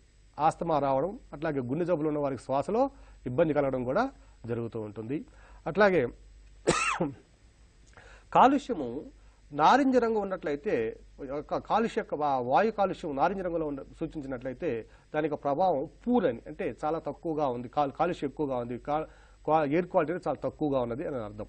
దీనివల్ల దీర్ఘకాలికమైన శ్వాస ఇబ్బందులు వస్తాయి. తర్వాత ఎయిర్ క్వాలిటీ ఇండెక్స్ 301 నుంచి 400 వరకు ఉంటే ఎరుపును సూచిస్తుంది. ఇది అంటే బాగా తీవ్రమైనటువంటి వాయు కాలుష్యము, వాతావరణంలో వాయువు యొక్క అంటే క్వాలిటీ అనేది చాలా వెరీ పూర్గా ఉంది అని అర్థము. దీని ద్వారా కూడా శ్వాస ఇబ్బందులు, తీవ్రమైన శ్వాస ఇబ్బందులు, చాలా వరకు మరణాలు సంభవించడానికి కూడా అవకాశం ఉన్నటువంటి పరిస్థితి ఇది. నెక్స్ట్ 6వ విభాగం ఏంటంటే 401 నుంచి 500 వరకు ఉన్నటువంటి ఎయిర్ క్వాలిటీ ఇండెక్స్ని మనము కాలుష్య స్థితిని సివియర్ అంటాం. ఈ సివియర్ స్థితిలో ఉన్నప్పుడు ఆరోగ్యవంతులపై కూడా దీని మీద ప్రభావం చూపుతుంది. ఈ సివియర్ స్థితికి వచ్చినప్పుడే మనకి ఢిల్లీలో జాతీయ ఆరోగ్య అత్యవసర పరిస్థితి ప్రకటించడం జరుగుతుంది. అంటే ఈ గాఢ ఎరుపును దేనిని తెలియజేస్తుంది అన్నప్పుడు చాలా సివియర్ ప్రభావాన్ని, చాలా తీవ్రమైనటువంటి వాయు కాలుష్యాన్ని తెలియజేస్తుంది. ఇక్కడ అభ్యర్థులు గుర్తుపెట్టుకోవాల్సిన అంశము, భారతదేశంలో ఎయిర్ క్వాలిటీ ఇండెక్స్ అనేది ఎప్పుడు ప్రారంభించారంటే ఏప్రిల్ 6, 2015 ప్రారంభించారు. నెక్స్ట్ ఈ ఎయిర్ క్వాలిటీ ఇండెక్స్ని ప్రకారము భారతదేశంలోని వాయువుల్ని 6 రకాలుగా వర్గీకరించారు. 6 రకాల మొదటి వాయు సూచి అనేది, కాలుష్య సూచి అనేది 1 నుంచి 50 వరకు ఉంటుంది దానికి విలువ. ఇది గాఢ హరితము, అంటే కాలుష్యం దాదాపుగా లేనట్టు, చాలా గుడ్ కండిషన్లో ఉన్నట్టు, మంచి వాతావరణం కలిగినటువంటిది నగరము, ఆ నగరం. రెండవది వచ్చి లేత హరితము. లేత హరితం ఉంటే కొంచెం అప్పుడే కాలుష్యం ప్రారంభమవుతుందనే విధంగా సూచిస్తుంది. నెక్స్ట్ చివరిది వచ్చేసరికి గాఢ హరితం. ఈ గాఢ హరితం ఉందంటే గాఢ ఎరుపు ఉంది అంటే అది తీవ్రమైన వాయు కాలుష్యంగా మనము గమనించాలి. ఈ విధంగా మనకి వాయు కాలుష్యం అనేది ఉంది. నెక్స్ట్ జల కాలుష్యాన్ని చూస్తే జల కాలుష్యం. నెక్స్ట్ టాపిక్ వచ్చి జల కాలుష్యం. ఈ జల కాలుష్యం అనేది నీటికున్న సహజ మంచి లక్షణాలకు భంగం కలిగించడం ఏమంటామంటే జల కాలుష్యం అంటాం. నీటికున్నటువంటి సహజమైనటువంటి మంచి లక్షణాలకి భంగం కలిగిస్తే దాన్ని జల కాలుష్యం అంటాం. ఈ జల కాలుష్యానికి కారణాలు మనకు తెలిసిందే. ఇంటి నుంచి వచ్చే వ్యర్థ పదార్థాలు ఒకటి, మురుగు నీరు, అలాగే పారిశ్రామిక వ్యర్థ పదార్థాలు, వ్యవసాయ వ్యర్థ పదార్థాలు, అధికంగా మనం ఫెర్టిలైజర్స్ని, పెస్టిసైడ్స్ని వాడడం అనేది ఒక కారణము. అట్లాగే థర్మల్ పవర్ ప్లాంట్ నుంచి వచ్చే వ్యర్థాలు, న్యూక్లియర్ పవర్ ప్లాంట్స్ నుంచి వ్యర్థాలు, కెమికల్ ప్లాంట్స్ నుంచి వచ్చే వ్యర్థాలు, ఇవన్నీ కూడా జల కాలుష్యానికి కారణమవుతుంది. ఇక్కడ మనకి ఇంపార్టెంట్ పాయింట్ ఏంటంటే, విషయం ఏమిటంటే ఎగ్జామినేషన్ పాయింట్ ఆఫ్ వ్యూలో భారతదేశంలో ఎంత శాతం మంది ప్రజలు కాలుష్య నీటిని తాగడం జరుగుతుంది అన్నప్పుడు 85% ప్రజలు ఇప్పటికి కూడా కాలుష్యం ఉన్నటువంటి నీటిని తాగుతున్నాం భారతదేశంలో. ఇది మనకి కొంచెం ఆలోచించవలసిన విషయం. 85% ప్రజలు ఇప్పటికి కూడా కాలుష్య నీరు మీదనే ఆధారపడి ఉన్నారు. వాటిలో ఎక్కువగా లోహ వ్యర్థాలు అంటే మాలిబ్డినము, సీజియము, నెక్స్ట్ ఆర్సెనిక్, లెడ్, ఫాస్ఫరస్ ఇలాంటి భారలోహాలు, లెడ్, ఐరన్ ఇలాంటి భారలోహాలు ఉన్నటువంటి నీటిని మనం తాగుతూ ఉన్నాం. తర్వాత ఫినాల్స్, సైనైడ్స్ ఎక్కువగా మనం వస్త్ర పరిశ్రమలు ఎక్కువగా వాడతాం. ఈ వస్త్ర పరిశ్రమలో వాడినటువంటి సైనైడ్స్ని మనం శుద్ధి చేయకుండానే మనం మరలా మురుగునీటి కాలంలో వదలడం, అవి వచ్చి మరలా ప్రధాన స్రవంతి నదుల్లో కలవడం, ఇవి మరలా వెళ్ళి సముద్రాల్లో కలవడం, ఇవన్నీ కూడా జరుగుతూ ఉన్నాయి. ఫలితంగా మనము ఈ నీటిని మనం తాగాల్సిన పరిస్థితి ఏర్పడుతుంది. అలాగే ఈ జల కాలుష్య ప్రభావాలు ఎలా ఉంటాయంటే cultural eutrophication. First problem cultural eutrophication అంటే నీటి కొలనుల్లోకి లేదా జలాశయాల్లోకి వ్యర్థ పదార్థాలు చేరి అవాంఛనీయమైన సంఘటనలు కనుక ఉత్పత్తి చేసినట్లయితే దాన్ని కల్చరల్ యూట్రిఫికేషన్ అంటాం. దీని ద్వారా బయలాజికల్ ఆక్సిజన్ డిమాండ్ అనేది ఏర్పడుతుంది. బయలాజికల్ ఆక్సిజన్ డిమాండ్ అంటే ఏంటంటే వాయు సహిత శ్వాసక్రియ జరిపే బ్యాక్టీరియాకు సేంద్రియ పదార్థాలను విచ్ఛిన్నం చేయడానికి కావాల్సిన ఆక్సిజన్ విలువను ఏమంటామంటే బయలాజికల్ ఆక్సిజన్ డిమాండ్ అంటాం. మళ్ళీ చాలా ఇంపార్టెంట్ అండి ఈ పాయింట్, చాలా అనేకసార్లు ఎగ్జామ్స్లో వచ్చింది. బయలాజికల్ ఆక్సిజన్ డిమాండ్ అంటే ఏంటంటే వాయు సహిత శ్వాసక్రియ జరిపే బ్యాక్టీరియాకు ఆ నీళ్ళలో ఉండేటువంటి సేంద్రియ పదార్థాలను విచ్ఛిన్నం చేయాలంటే వాటికి కూడా ఆక్సిజన్ అవసరం బతకాలంటే. ఆ ఆక్సిజన్ అవసరమైనటువంటి ఆక్సిజన్ ఏమంటామంటే, కావాల్సిన ఆక్సిజన్ ఏమంటామంటే బయలాజికల్ ఆక్సిజన్ డిమాండ్ అంటాం. ఉదాహరణకి మనము ఒక పంట పొలంలో, వరి పొలంలో కానివ్వండి, ఏదైనా పంట పొలంలో అవసరమైన దానికంటే కూడా మనం ఎరువులను ఎక్కువగా వాడామనుకోండి, నత్రజని కానివ్వండి, ఫాస్ఫరస్ కానివ్వండి, నైట్రేట్స్ కానివ్వండి, తర్వాత పొటాషియం ఇవన్నీ వాడితే మన మొక్కలు ఎంతవరకు అవసరమవుతాయి అంతవరకే పీల్చుకుంటాయి తప్ప, స్వీకరిస్తాయి తప్ప మిగిలినవి అలాగే ఉండిపోతాయి. ఈ ఉండిపోయినటువంటి ఈ లవణాలు కానివ్వండి, ఎరువులు కానివ్వండి నీటి రూపంలో మరలా వచ్చి కొలంలో కానీ కాలువల్లో కానీ కలిసినప్పుడు ఆ కాలువల్లో అవసరమైన దానికంటే ఎక్కువ లవణాలు ఉండడం వల్ల, అంటే ఎరువులు ఉండడం వల్ల ఎక్కువ మోతాదులో మొక్కలు అంటే నాచు, కలుపు మొక్కలు ఇలాంటివి ఎక్కువగా పెరుగుతాయి. ఇలాంటి ఎక్కువ మొక్కలు పెరిగినప్పుడు ఆహారం ఎక్కువగా ఉండడం వల్ల చేపలు కూడా ఎక్కువ సంఖ్యలో వృద్ధి చెందుతాయి. ఈ చేపలు ఎక్కువ సంఖ్యలో వృద్ధి చెంది ఈ ఆహారం ఉండడం వల్ల నీటిలో చేపల సంఖ్య ఎక్కువయ్యేసరికి చేపలు కానివ్వండి, జలచరాలు కానివ్వండి ఏవైనా కూడా అభివృద్ధి చెందడం వల్ల అన్నిటికీ సరిపడా ఆక్సిజన్ లేకపోతుంది. అంటే సరిపడా ఆక్సిజన్ ఉండదు. దీన్ని ఏమంటామంటే బయలాజికల్ ఆక్సిజన్ డిమాండ్ అంటాం. అంటే వాటికి కావాల్సిన ఆక్సిజన్ కంటే తక్కువగా ఉంది అని. అంటే ఎక్కువగా మనం ఎంత ఎక్కువ మొత్తంలో ఈ వాటిని మనం వాడుతున్నామంటే, ఎరువులు కనుక వాడినట్లయితే అంత ఎక్కువ మొత్తంలో వాటికి కావాల్సిన మేత ఆహారం అనేది ఉత్పత్తి అవుతుంది. ఆ ఆహారం ఉత్పత్తి ఎక్కువగా అవడం వల్ల జలచరాల సంఖ్య కూడా పెరుగుతుంది. సంఖ్య పెరగడం వల్ల క్రమంగా వాటికి కావాల్సిన ఆక్సిజన్ తగ్గిపోవడం వల్ల దాన్ని ఏమంటున్నామంటే బయలాజికల్ ఆక్సిజన్ డిమాండ్ అంటాం. ఈ బయలాజికల్ ఆక్సిజన్ డిమాండ్ ఎక్కువయ్యే కొంది ఆ నీరు కూడా ఉపయోగించడానికి వీలుగా ఉంటుంది. మానవుడు కూడా తాగడానికి కానివ్వండి ఎక్కువగా పనికిరావు. దీంట్లో శైవలాలు ఎక్కువగా పెరుగుతాయి. అట్లాగే క్రిమిసంహారక కాలుష్యాలు కూడా మనము ఎక్కువగా విడుదల చేస్తాం. అంటే పంట పొలాల్లో అధిక మొత్తంలో పెస్టిసైడ్స్ను వాడడం. అట్లాగే DDT, diphenyl trichloro ethane, DDT అనే దాన్ని ఎక్కువగా యూజ్ చేస్తున్నాం. డైఫినైల్ ట్రైక్లోరో ఈథేన్ చాలా ఇంపార్టెంట్ అండి ఈ బిట్. ఇది డీడీటీ యొక్క శాస్త్రీయ నామం క్రింది వాళ్ళలో ఏది అంటాడు. డైఫినైల్ ట్రైక్లోరో ఈథేన్ అనేది డీడీటీ యొక్క అది. తర్వాత బిహెచ్సి అంటాడు. బిహెచ్సి అనగా ఏమిటి అంటే బెంజిన్ హెక్సాక్లోరైడ్ ఏమంటామంటే బిహెచ్సి అంటాం. తర్వాత ఆల్రిన్, ఎండోసల్ఫాను ఇవన్నీ కూడా ఎక్కువగా మనము రసాయనాలని మనం జల కాలుష్యానికి కారణమయ్యే విధంగా తయారు చేస్తున్నాం. ప్రధానంగా మనం పంట పొలాలు వీటిని ఎక్కువగా వాడడం వల్ల జలం అనేది కాలుష్యం అనేది జరుగుతూ ఉంటుంది. అయితే ఎండోసల్ఫాన్ని ఈ క్రింది ఏ రసాయన క్రిమిసంహారక మందుల్ని నిషేధించడం ఏంటంటే డీడీటీని నిషేధించారు, బిహెచ్సిని నిషేధించారు, ఎండోసల్ఫాన్ కూడా 2012 సంవత్సరంలో దీన్ని కూడా నిషేధించడం జరిగింది. తర్వాత మెథనోహిమోగ్లోబిన్ అనేది మరొక జల కాలుష్య ప్రభావం. మొట్టమొదటి జల కాలుష్య ప్రభావం ఏమిటంటే కల్చరల్ యూట్రిఫికేషన్. దానిలో భాగంగా biological oxygen demand. Biological oxygen demand అంటే జంతువులకి అంటే జలచరాలకి అవసరమైనటువంటి ఆక్సిజన్ విలువలు అంటే పరిమాణం తగ్గిపోవడం, డిమాండ్ పెరుగుతుంది. ఎందువల్లంటే వాటికి సంఖ్య పెరగడం వల్ల ఆ కావాల్సిన ఆక్సిజన్ పరిమాణం ఎక్కువ డిమాండ్ పెరుగుతుంది. అంత ఆక్సిజన్ లేకపోవడం వల్ల చేపలు అనేవి కొంత చనిపోవడం జరుగుతుంది. ముఖ్యంగా చేపల మరణం ఏ కాలంలో సంభవిస్తుంది కొలంలో అన్నప్పుడు తెల్లవారుజామున ఎక్కువగా సంభవిస్తుంది. ఎందువల్లంటే తెల్లవారుజామున ఉష్ణోగ్రత తక్కువగా ఉండడం వల్ల వాయు ప్రవాహాలు కూడా కొంత తక్కువగా ఉంటాయి. వాయు ప్రవాహాలు తక్కువ ఉండడం వల్ల ఆ నీటిలో చేరేటువంటి ఆక్సిజన్ యొక్క పరిమాణం తగ్గి ఆ సమయంలో ఆక్సిజన్ అందక ఈ చేపలనేవి కూడా చనిపోవడం జరుగుతుంది. నెక్స్ట్ ఈ మధ్యకాలంలో తెలంగాణలో అనేక శ్రీరామ్ సాగర్ ప్రాజెక్టులో దాదాపుగా ఒక 100 టన్నుల చేపలు చనిపోవడం జరిగింది. ఇవి చాలా ఈ మధ్య పేపర్లో వచ్చినటువంటి అంశము. ఈ పేపర్లో వచ్చినటువంటి అంశం కరెంట్ అఫైర్స్ కూడా అవకాశం ఉంది. ఈ చేపలు చనిపోవడానికి గల కారణం ఏమిటి అన్నప్పుడు మీరు అభ్యర్థి గుర్తించవలసిన అంశం ఏంటంటే బయలాజికల్ ఆక్సిజన్ డిమాండ్ బీఓడి లేదా కల్చరల్ యూట్రిఫికేషన్ అనే ఆన్సర్ మీరు తప్పనిసరిగా గుర్తించాలి. ఆ పేపర్లో మనకు వచ్చినటువంటి అంశాల ప్రకారం కొంత వైరస్ ఏదో అటాక్ అయిందని అన్నారు, కానీ అది ఇంకా అధికారికంగా నిర్ధారించబడలేదు. ఏ వైరస్ వచ్చిందని అధికారికంగా నిర్ధారించబడలేదు కాబట్టి మనకు ఆన్సర్ ఏమో biological oxygen demand BOD culture లేదా కల్చరల్ యూట్రిఫికేషన్ అనే దాన్ని మీరు ఆన్సర్గా గుర్తించాలి. నెక్స్ట్ మెథనో హిమోగ్లోబిన్ అనేది మరొక జల కాలుష్య ప్రభావం. దీనివల్ల ఏమవుతుందంటే పంట పొలాల్లో నైట్రోజన్లు ఎక్కువగా వాడడం వల్ల ఆ నైట్రోజన్లు వాటర్లో కలిసి నైట్రేట్స్ని ఏర్పరుస్తాయి. ఈ నైట్రేట్స్ని ఎక్కువ అంటే ఆ నైట్రేట్స్ ఏర్పరిచిన నీటిని మనం తీసుకోవడం వల్ల కానివ్వండి, ఆ పంట పొలాల్లో ఆ నైట్రేట్స్ ఉన్నటువంటి నీరు భూమి లోపలికి ఇంకిపోయి భూగర్భ జలాలుగా మారుతాయి కొన్ని సందర్భాల్లో. ఈ క్రమంగా కొన్ని సంవత్సరాలు ఇదే విధంగా జరుగుతూ ఉంటే ఆ భూగర్భ జలాల్లో ఏమవుతుందంటే నైట్రేట్ల పరిమాణం పెరుగుతూ వస్తుంది. ఈ నైట్రేట్ల పరిమాణం అధికంగా ఉండడం నీటిని మనం తీసుకోవడం వల్ల అంటే జల కాలుష్యం నీటిని తీసుకోవడం వల్ల కూడా మనకి మెథనో హిమోగ్లోబిన్ అనేది ఏర్పడుతుంది. ఇది కూడా మన బాడీలో ఆక్సిజన్ సరఫరా చేసే సామర్థ్యాన్ని తగ్గిస్తుంది. మనం ఇన్హేల్ చేసినప్పుడు శ్వాస తీసుకున్నప్పుడు మనం తీసుకున్న ఆక్సిజన్ పూర్తిగా ఉపయోగించబడకుండా కొంత మాత్రమే లోపలికి వెళ్ళేటట్టు చేస్తుంది. ఇది యొక్క ప్రభావం ఫలితంగా మెథనో హిమోగ్లోబిన్ ఏర్పడి మెథనో హిమోగ్లోబినేమియా అనే ఒక జబ్బు అనేది మనకు వస్తూ ఉంటుంది. కొన్ని సందర్భాల్లో ఈ నైట్రేట్లు ఎక్కువగా ఉన్నటువంటి నీటిని తాగడం వల్ల బ్లూ బేబీ సిండ్రోమ్ అనేది కూడా జబ్బు వస్తుంది. అంటే చిన్నపిల్లల 12 సంవత్సరాల పిల్లలకి ఈ బ్లూ బేబీ సిండ్రోమ్ చాలా అరుదుగా వస్తుంది. మనకి తెలంగాణ ప్రాంతంలో ఒక మరణం సంభవించింది ఇలాంటి బ్లూ బేబీ సిండ్రోమ్ వల్ల. ఈ బ్లూ బేబీ సిండ్రోమ్ వచ్చినప్పుడు ఈ నైట్రేట్లు అధికంగా ఉన్నటువంటి జల కాలుష్య నీటిని తాగడం వల్ల కొన్ని సందర్భాల్లో కళ్ళు నీలుగా మారిపోయి చర్మం కూడా నీలుగా మారిపోయి ఒక గంట లోపల మరణం సంభవించడానికి అవకాశం ఉంటుంది. బ్లూ బేబీ సిండ్రోమ్ రావడానికి గల కారణం ఏంటన్నా కూడా నైట్రేట్లు ఎక్కువగా ఉన్న నీటిని తీసుకోవడం వల్ల అంటే జల కాలుష్యం ఉన్నటువంటి ఈ నీటిని తీసుకోవడం వల్ల బ్లూ బేబీ సిండ్రోమ్ అనేది మనకి వస్తుంది.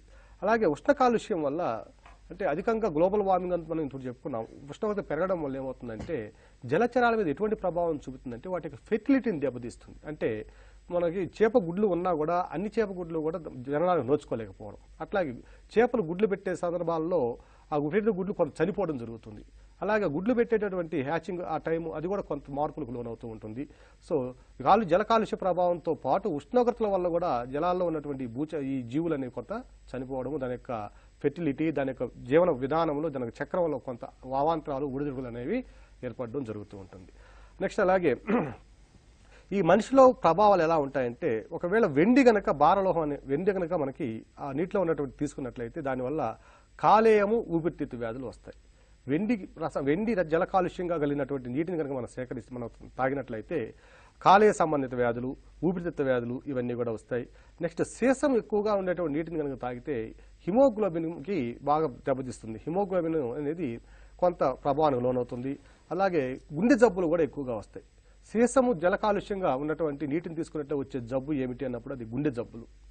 అలాగే క్యాడ్మియం తీసుకున్నాం అనుకోండి, క్యాడ్మియం వల్ల ఇటా అనే వ్యాధి వస్తుంది.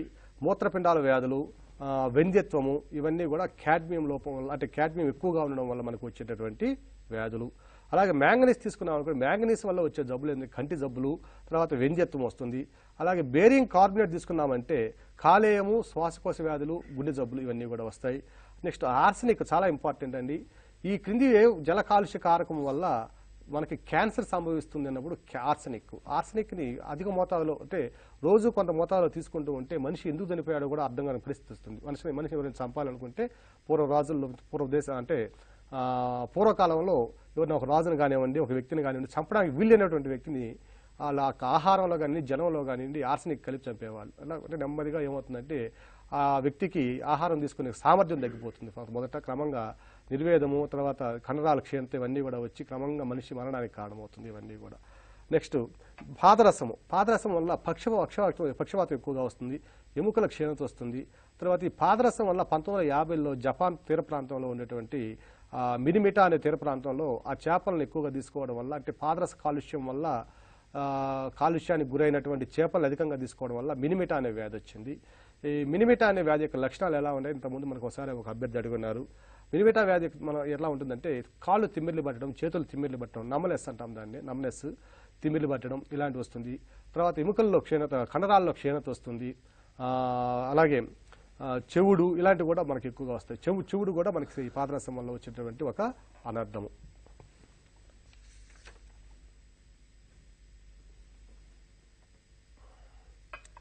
తర్వాత సీసం ద్వారా అధికంగా రక్తపోటు, మనం బీపీ అనుకుంటున్నాం, మనం ఈ బీపీ రావడానికి కూడా ఈ క్రింది వాటిలో ఏది కారణమవుతుందంటే సీసం అధికంగా ఉన్నటువంటి నీటిని కనుక మనం కాలుష్యంగా ఉన్న నీటిని కనుక తీసుకున్నట్లయితే మనకు బీపీ రావడం జరుగుతుంది. అలాగే ఆస్టియోమలేషియా, వెందెత్తు అనేవి కూడా సీసం ద్వారా వస్తుంది. తర్వాత సీసం అత్యధికంగా ఏ ఇండస్ట్రీస్ నుంచి విడుదలవుతుంది అన్నప్పుడు అది వాహనాల పొగ నుంచి విడుదలయ్యేటువంటి భారలోహం. ఈ సీసం అనే కాలుష్యం అనేది ఎక్కువగా దేని నుంచి విడుదలవుతున్నప్పుడు దానికి ఆన్సర్ ఏమిటంటే వాహనాల కాలుష్యం నుంచి విడుదలవుతుంది. అలాగే మనం ఒకసారి మన పెట్రోల్ బంకుల్లో పెట్రోల్ పెట్టేటప్పుడు చూసినట్లయితే అన్లెడెడ్ పెట్రోల్ అని ఉంటుంది. సో ఇంతకుముందు ఈ లెడ్ కలిసినటువంటి పెట్రోల్ ఎక్కువగా వాడడం వల్ల మనకి ప్రపంచవ్యాప్తంగా కూడా ఈ పాదరసం అనేది లెడ్ అనేది సీసం అనేది ఎక్కువగా విడుదలైంది. కానీ క్రమంగా అంశస్వేదన అంటే ఆ రిఫ్రాక్టరీస్లో చేసేటువంటి అంశస్వేదన అనే ప్రక్రియ ద్వారా లెడ్ను తొలగించి ఇప్పుడు మనకు పెట్రోల్లో ఉంటుంది. సో ఇప్పుడు అడిగినట్లయితే ఈ సీసం అనేది వాయు కాలుష్యమా కాదా అన్నప్పుడు ఇది ప్రస్తుతానికైతే వాయు కాలుష్యకారకంగా లేదు, ఇది జల కాలుష్యకారకంగా ఉంది. రైట్. నెక్స్ట్ వచ్చి ఈ మురుగునీరు వీటన్నిటిని కూడా క్లీన్ చేసేయడం కోసము, అలాగే కృత్రిమ ఎరువుల ద్వారా సంభవించేటువంటి కాలుష్యాన్ని నివారించడం కోసము ఇంటర్నేషనల్ రైస్ రీసెర్చ్ ఇన్స్టిట్యూట్ అనేది మనీలాలో ఉన్నటువంటి ఫిలిప్పీన్స్లోని మనీలాలో ఉండేటటువంటి ఇంటర్నేషనల్ రైస్ రీసెర్చ్ ఇన్స్టిట్యూట్ ఏం చేసిందంటే ఈ జల కాలుష్యం ద్వారా సంభవించేటటువంటి వాటిని తగ్గించడం కోసం, ప్రభావాలు తగ్గించడం కోసం మడ్బాల్ టెక్నిక్ అనే దాన్ని ఒకటి తయారు చేశారు. ఈ మడ్బాల్ టెక్నిక్ ద్వారా ఏమవుతుందంటే ఎరువుల వాడకం తగ్గి నేలలో నెమ్మదిగా కలిసి అవి పూర్తిగా మొక్కలు మాత్రమే తీసుకునే విధంగా ఒక మడ్బాల్ టెక్నిక్ను తయారు చేశారు. అంటే మనం ఇచ్చినటువంటి తక్కువ ఎరువులను వాడితే ఆ తక్కువ ఎరువులనే అదే కాలాల పాటు దాన్ని మళ్ళా అదే ఎరువును వాడుకునే విధంగా ఒక మడ్బాల్ టెక్నిక్ని యూజ్ చేశారు. ఫలితంగా జల కాలుష్యం అనేది తగ్గడం అనేది జరుగుతూ ఉంటుంది.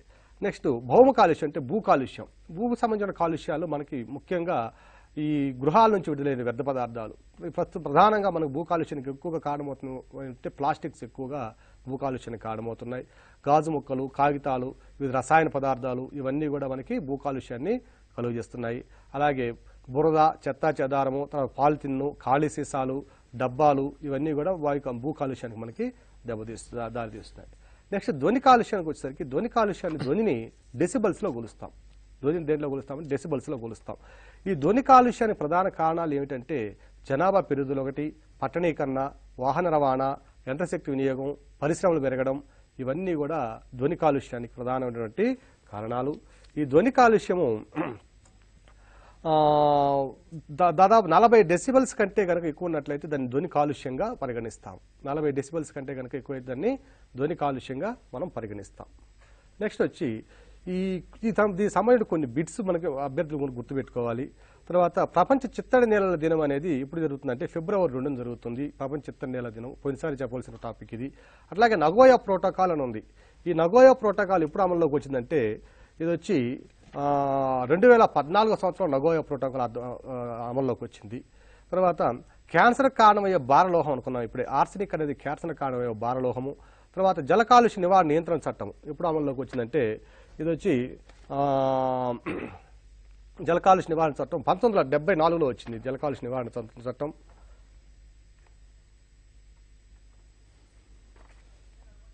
నెక్స్ట్ రాతికుష్టు వ్యాధికి కారణమయ్యే వ్యాధి ఏమిటంటే రాతికుష్టు ద్వారా వచ్చేటువంటి వ్యాధి ఏమిటంటే కారణం ఏంటంటే సల్ఫర్ డయాక్సైడ్ మనం చెప్పుకున్నాం. రాతికుష్టు అంటే ఈ పాదరాతి కట్టడాలు కానివ్వండి, సిమెంట్తో మోర్టార్ లైమ్తో కట్టబడిన, సిమెంట్ కాకుండా మోర్టార్ లైమ్తో అంటే సున్నపరాయితో కట్టబడిన కట్టడాలు కానివ్వండి, ఈ సల్ఫర్ డయాక్సైడ్ యొక్క ప్రభావం కనుక వాతావరణంలో ఎక్కువైతే ఆ రాయిని తినేస్తుంది. దీన్ని రాతికుష్టు వ్యాధి అంటాం.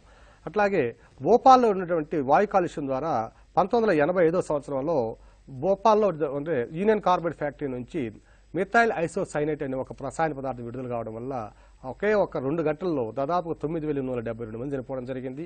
ఆ విధంగానే జరిగిన తర్వాత ఒక వారంలో మరలా 10,000 మరణాలు సంభవించడం జరిగింది. సో భోపాల్లో సంబంధించినటువంటి ఈ వాయు కాలుష్య ప్రభావం వల్ల 1985 జరిగినటువంటి ఈ ప్రభావం వల్ల దీనివల్ల ఎంతమంది చనిపోయారంటే దాదాపు 20,000 మంది చనిపోవడం జరిగింది. దానికి కారణమైనటువంటి వాయువు ఏమిటి అంటే మిథైల్ ఐసోసైనేట్. తర్వాత భారతదేశంలో ఎలక్ట్రానిక్ వేస్ట్ అత్యధికంగా ఉత్పత్తి అవుతున్నటువంటి నగరం ఏమిటంటే అది ముంబై. ఎలక్ట్రానిక్ వేస్ట్ ఎక్కువగా ఈ వేస్ట్ అంటాం దాన్ని. ఈ వేస్ట్ ఎక్కువగా ఉత్పత్తి అవుతున్న నగరం ఏమిటంటే ముంబై. నెక్స్ట్ దేశాల మధ్య హానికారక రవాణా నిరోధించే అంతర్జాతీయ ఒప్పందం ఏమిటంటే బేసెల్ కన్వెన్షన్. వివిధ దేశాల మధ్య హానికారక పదార్థాల రవాణాను నియంత్రించేటటువంటి అంతర్జాతీయ ఒప్పందం ఏమిటంటే అది బేసెల్ కన్వెన్షన్. అట్లాగే ఇంకో బిట్ ఇవన్నీ కూడా ప్రీవియస్ క్వశ్చన్స్ అండి, వచ్చిన ఎగ్జామ్స్లో వచ్చిన క్వశ్చన్స్ అండి చెప్తాను మీకు. నెక్స్ట్ నాక్నీ సిండ్రోమ్ అని దేన్ని అంటారంటే ఫ్లోరోసిస్ని నాక్నీ సిండ్రోమ్ అని కూడా అంటారు.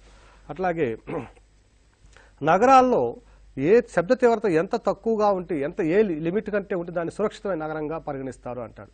నగరాల్లో శబ్ద కాలుష్యం అనేది ఎంత డెసిబల్స్ కంటే తక్కువగా ఉంటే దాన్ని సురక్షితమైన నగరము, శబ్ద కాలుష్యం లేని నగరం అని పరిగణిస్తారంటే 45 డెసిబల్స్ కంటే తక్కువగా ఉంటే కనుక ఆ నగరాన్ని ఏమంటామంటే శబ్ద కాలుష్యం తక్కువగా ఉన్నటువంటి నగరంగా పరిగణిస్తాం. అట్లాగే పెట్రోల్కి మనము ఈ మధ్యకాలంలో దేన్ని కలుపుతున్నామంటే వాయు కాలుష్యం తగ్గించడం కోసం ఇథనాల్ని కలుపుతున్నాం. ఇథనాల్ని కలుపుతున్నాం. నెక్స్ట్ వచ్చి స్మార్ట్ ఫోన్లలో అధికంగా లభించే వ్యర్థ లోహం ఏమిటంటే కోబాల్ట్. స్మార్ట్ ఫోన్లలో అధికంగా ఉండే లోహం ఏమిటి, భారలోహం ఏమిటి అంటే అది కోబాల్టు. అలాగే సైకిల్ తయారు చేసే ప్రాంతాలలో, పరిశ్రమలో ఉన్న ప్రాంతాల్లో ఎక్కువగా విడుదలైనటువంటి భారలోహం ఏమిటంటే నికెల్. ఇవన్నీ కూడా ప్రీవియస్ ఎగ్జామ్ క్వశ్చన్స్. ఇవన్నీ కూడా సైకిల్ పరిశ్రమలో ఉన్నటువంటి ప్రాంతాల్లో ఏ భారలోహం అధికంగా ఉంటుంది అన్నప్పుడు అది నికెల్గా గుర్తించండి. నెక్స్ట్ పర్యావరణ పరిరక్షణ చట్టం ఎప్పుడు అమల్లోకి వచ్చిందంటే 1986లో అమల్లోకి వచ్చింది. నెక్స్ట్ ఇవన్నీ కూడా మనకి వాయు కాలుష్యానికి సంబంధించినటువంటి, జల కాలుష్యానికి సంబంధించిన ప్రీవియస్ క్వశ్చన్స్ అండి. నెక్స్ట్ శీతోష్ణ స్థితిలో మార్పును గమనించినట్లయితే ఈ వాయు కాలుష్యాల కారణం వల్ల కానివ్వండి, వాటి వల్ల కూడా మనం ఇంతకుముందు చెప్పుకున్నట్టుగా కార్బన్ డైఆక్సైడ్ యొక్క ప్రభావం అత్యధికంగా ఉండడం వల్ల దాని గడిచినటువంటి ఒక సెంచరీలో ఉష్ణోగ్రతలు క్రమంగా 14 డిగ్రీలు, ప్రపంచ సగటు ఉష్ణోగ్రత 14 డిగ్రీల సెంటీగ్రేడ్లు ఉంటే ఇప్పుడు వచ్చి 15.5 డిగ్రీల సెంటీగ్రేడ్లుగా ఉంది. 20వ శతాబ్దం ప్రారంభంలో ప్రపంచ సగటు ఉష్ణోగ్రత 14.5 డిగ్రీల సెంటీగ్రేడ్లు కాగా 14 డిగ్రీల సెంటీగ్రేడ్లు కాగా ఇప్పుడు ప్రస్తుతం ప్రపంచ సగటు ఉష్ణోగ్రత వచ్చి 15.5 డిగ్రీల సెంటీగ్రేడ్లుగా నమోదైంది. దీని ఫలితంగా ఈ 1.5 డిగ్రీ సెంటీగ్రేడ్లు పెరగడం వల్ల ఏమవుతుందంటే గ్లోబల్ వార్మింగ్ ఫలితంగా కరువు కాటకాలు సంభవించడం, తర్వాత వరదలు సంభవించడం, కొన్ని సందర్భాల్లో క్లౌడ్ బరస్ట్ సంభవించి అనేక రకాలైనటువంటి తీవ్రమైనటువంటి పరిస్థితులు దారితీస్తుంది. ఫర్ ఎగ్జాంపుల్ 2005 జూలై 26న భారతదేశంలో ఉన్న ముంబై నగరంలో ఒకే ఒక రాత్రి అంటే 24 గంటల్లో 94.5 సెంటీమీటర్ల వర్షపాతం నమోదైంది. ఇది ప్రపంచంలోనే ఒక్క రోజులో అత్యధికంగా వర్షపాతం నమోదైనటువంటి నగరంగా ముంబై గుర్తింపబడింది. 2005 జూలై 25, 26 తేదీలలో 24 గంటల్లో అంటే ఒక రోజులో అత్యధికంగా 94.5 సెంటీమీటర్ల వర్షపాతం నమోదైంది. అంటే ప్రపంచవ్యాప్తంగా ఉన్నటువంటి నగరాల్లో ఒక రోజులో అత్యధిక వర్షపాతం నగరం పొందినటువంటి నగరంగా ముంబై గుర్తింపబడింది. దీనికి కారణం ఏమిటంటే గ్లోబల్ వార్మింగ్ అంటే క్లౌడ్ బరస్ట్. అలాగే 2013 జూన్ 12, 13 తేదీల్లో ఉత్తరాఖండ్లో సంబంధించిన వరదలు, చార్ధామ్ ఆ ప్రాంతంలో సంబంధించిన వరదల వల్ల కూడా దాదాపు 800 మంది చనిపోవడం జరిగింది. అంటే ఈ క్లౌడ్ బరస్ట్లు అనేవి ఈ వాయు కాలుష్య ప్రభావం వల్ల ఎక్కువగా మనకి జరుగుతూ ఉన్నాయి.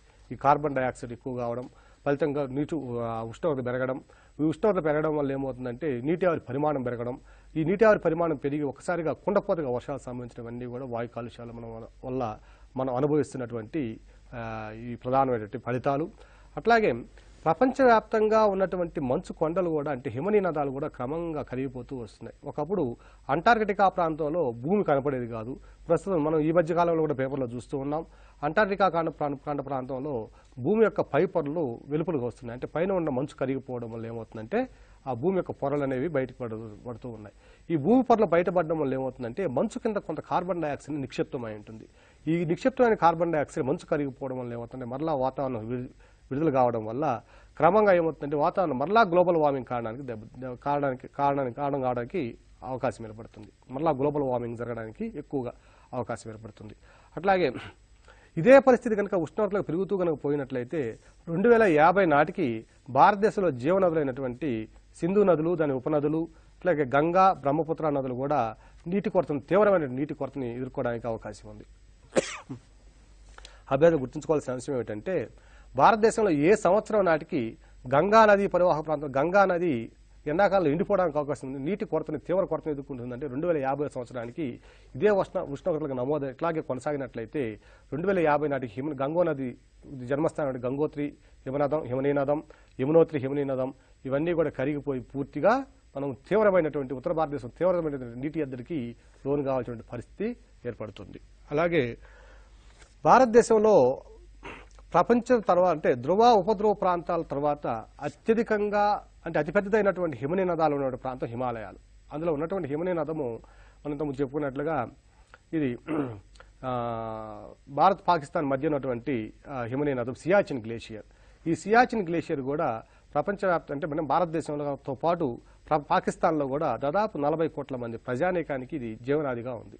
ఈ 40 కోట్ల మంది ప్రజలు ఏది మన పాకిస్తాన్ కానివ్వండి, భారతదేశంలో కానివ్వండి, దాదాపు ఈ ప్రాంతంలో ఉన్నటువంటి ప్రజల్లో 40 కోట్ల మంది ప్రజలు 35 నుంచి 40 కోట్ల మంది ప్రజలు ఈ సింధు నది జలాల మీద ఆధారపడిన పరిస్థితి. ఇదే ఉష్ణోగ్రతలు ఇలాగే కొనసాగినట్లయితే సియాచిన్ గ్లేషియర్ కూడా కరిగిపోవడం సంభవిస్తుంది.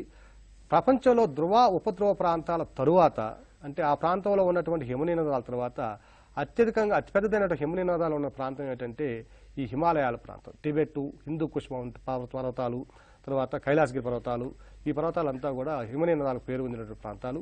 ఈ హిమనీయ నదాలు కూడా పూర్తిగా కరిగిపోవడం అనేది సంభవిస్తుంది. ఈ హిమనీయ నదాలు కరిగిపోయినట్లయితే ప్రపంచవ్యాప్తంగా ఉన్నటువంటి అతిపెద్దదైన డెల్టా అయినటువంటి గంగా డెల్టా కూడా కొంతవరకు తీవ్రమైనటువంటి ప్రభావాన్ని ఎదుర్కోవాల్సి వస్తుంది. భారతదేశంలో ఉన్నటువంటి జనాభాలో 55% మంది ప్రజలు ఈ రోజు కూడా మనకి బంగానది యొక్క గంగా బ్రహ్మపుత్ర డెల్టా మీద ఆధారపడిన పరిస్థితి.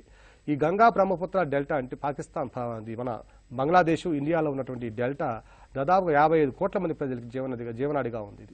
ఈ నీటి కనుక కొరత ఎదుర్కొన్నట్లయితే ఈ 55 కోట్ల మంది ప్రజలు కూడా తీవ్రమైన ఆహార సంక్షోభాన్ని ఎదుర్కోవాల్సినటువంటి పరిస్థితి. అట్లాగే ఈ జల కాలుష్యం వల్ల, ఈ నీటి కాలుష్యం వల్ల ఏమవుతుందంటే ఈ నేలలో తమ స్వభావాన్ని కోల్పోవడం అనేది జరుగుతుంది. క్రమంగా ఫెర్టిలిటీని కోల్పోయి నిస్సారంగా తయారవుతాయి. ఉదాహరణకి మనం పంజాబ్ను తీసుకున్నామంటే పంజాబ్, హర్యానా ప్రాంతాల్లో మొట్టమొదటిగా మనము గ్రీన్ రెవల్యూషన్ ప్రారంభించాం, హరిత విప్లవాన్ని ప్రారంభించాం. ఈ హరిత విప్లవాన్ని ప్రారంభించడం ద్వారా మనము అధికంగా ఎరువులు ఉపయోగించడం, అధికంగా క్రిమిసంహారక మందులను ఉపయోగించడం వల్ల ఉత్పత్తిని అయితే పెంచుకోగలిగాం. కానీ క్రమంగా ఏమైందంటే భూమి తన సారాన్ని కోల్పోయి నిస్సారంగా తయారయ్యాయి. ఫలితంగా ఉత్పాదకత కూడా ఈరోజు తగ్గిపోయే పరిస్థితి ఏర్పడింది, తగ్గిపోతున్నది కూడా. అట్లాగే దాంతోపాటుగా హలో సార్, మనకి ఇప్పుడు ఒక కాలర్ లైన్లో ఉన్నారు. అభ్యర్థి యొక్క ప్రశ్నను వినే ప్రయత్నం చేద్దాం సార్. హలో, చెప్పండి. మీరు కొంచెం గట్టిగా మాట్లాడండి. హలో హలో, చెప్పండి అమ్మా. Hello, good afternoon sir. Good afternoon, చెప్పండి. నా అనిత సార్. చెప్పండి అమ్మా. Kalwakurthy, Nagar Kurnool district sir. Okay sir, ఇది మన ఈ పర్యావరణం అంశానికి సంబంధించి ఎన్ని క్వశ్చన్స్ వచ్చే అవకాశం ఉంది సార్? ఓకే, శివకుమార్ వివరిస్తారమ్మా. సార్ గారి సమాధానం వినే ప్రయత్నం చేయండి. మీరు అడిగిన ప్రశ్న బాగుందండి. కాకపోతే ఏ అంశం నుంచి ఎన్ని ప్రశ్నలు వస్తాయనేది మనకి సిలబస్లో ఇవ్వడం జరగలేదు. అట్లాగే ఇవ్వకపోయినా కానీ అన్ని అంశాల నుంచి సమానమైన ప్రశ్నలు రేషియోలో ఇవ్వడం రావచ్చున ఆలోచిస్తున్నామని మనం అనుకుంటున్నాము. కానీ ఈ మధ్య కాలంలో పర్యావరణ అంశాలకు సంబంధించి, విపత్తులకు సంబంధించిన అంశాలను ఎక్కువగా ప్రశ్నలు అడగడం జరుగుతుంది. మీరు అనుకున్నట్టుగా దాదాపుగా 9 నుంచి 10 ప్రశ్నలు పర్యావరణం నుంచి, అలాగే ఒక 7-8 ప్రశ్నలు విపత్తుల నుంచి కూడా మనకు రావడానికి అవకాశం ఉంది. ఒకవేళ దాని యొక్క పరిధి దాటినట్లయితే 25 ప్రశ్నల వరకు, 20 నుంచి 25 ప్రశ్నల వరకు కూడా రావడానికి అవకాశం ఉంది. అభ్యర్థులు అందరూ కూడా సులభంగా మార్కులు తెచ్చుకోవడానికి అంశాలు ఏమిటంటే 2 అంశాలు ఉన్నాయి. ఒకటి పర్యావరణము, 2 విపత్తులు. ఈ రెండింటినీ కనుక మనం ప్రీవియస్ పేపర్స్ కనుక ఎక్కువగా పరిశీలించినట్లయితే కొంత మేరకు దాదాపు 50 నుంచి 60%, ఒక్కోసారి 70% వరకు కూడా ప్రశ్నలు ప్రీవియస్ పేపర్స్ నుంచి ఎక్కువగా రావడం జరుగుతుంది. అట్లాగే పర్యావరణం సంబంధించి కొన్ని ఇంపార్టెంట్ పాయింట్స్ చదువుకొని వెళ్ళినా కూడా మనం దాదాపుగా ఒక 80-90% మనం ఆన్సర్ చేయడానికి కూడా అవకాశం ఉంది. దీనికి సంబంధించినటువంటి బుక్స్ కూడా మనకి పర్యావరణానికి సంబంధించిన బుక్స్ కూడా ప్రైవేట్ పబ్లికేషన్స్ చాలా మంచి ఇన్ఫర్మేషన్ ఇస్తున్నాయి. అదంతా కూడా చదవకుండా కొంత ఇంపార్టెంట్ ప్రీవియస్ క్వశ్చన్స్ కానివ్వండి, దాంట్లో ఉన్నటువంటి వెనుక భాగంలో ఇచ్చిన ప్రశ్నలు ప్రాక్టీస్ చేసుకోండి. సమయం తక్కువగా ఉంది కాబట్టి ఒక 2 గంటలు 3 గంటల పాటుగా మీరు కనుక వాటి మీద కాన్సన్ట్రేట్ చేసినట్లయితే మీరు దాదాపుగా 90% ప్రశ్నల వరకు కూడా మీరు ఆన్సర్ చేయడానికి అవకాశం ఉంది. నెక్స్ట్, ఈ జల కాలుష్యం ప్రభావం వల్ల పంజాబ్, హర్యానా ప్రాంతాల్లో ఏమవుతుందంటే నీరు ఎక్కువగా వాడడం, రసాయన ఎరువులను ఎక్కువగా వాడడం, అలాగే మన క్రిమిసంహారక మందులను ఎక్కువగా వాడడం వల్ల ఏమవుతుందంటే ఈ నేలలు తమ స్వభావాన్ని కోల్పోయి క్రమంగా సారాన్ని కోల్పోయి క్రమంగా ఏమవుతుందంటే నిస్సారంగా చౌడు భూములుగా తయారవుతుంది. వీన్నే రే, ఉల్లార్, కసర్ అనేటువంటి ఒక పేర్లుగా మనము పరిగణిస్తూ ఉన్నాం. అలాగే ఈ జల కాలుష్యం వల్ల ఈ మన భారతదేశంలో ఉంటున్న సాయిల్స్ ఎక్కువగా చౌడు భూములుగా తయారవుతున్నాయి. నెక్స్ట్ వచ్చి ఈ శీతోష్ణ స్థితి మార్పుల ప్రభావంగా అంటే అడవుల నరికివేత, తర్వాత వచ్చి హరిత విప్లవం ప్రభావం, పట్టణీకరణ, అధిక జనాభా, వీటన్నింటి వల్ల కూడా ఏమవుతుందంటే ఈ నేలలు చాలా అనేక రకాల ఒత్తిళ్లకు లోనవుతూ అనేక రకాలైనటువంటి అంటే దాని సారాన్ని కోల్పోవడం, ఇలాంటి పరిస్థితులన్నీ కూడా మనకి సంభవిస్తూ ఉన్నాయి. సార్ మనకి ఇప్పుడు కాలర్ లైన్లో ఉన్నారు, అభ్యర్థి ప్రశ్న వినే ప్రయత్నం చేద్దాం సార్. హలో హలో, చెప్పండి, ఎక్కడ నుండి మాట్లాడుతున్నాం మీరు?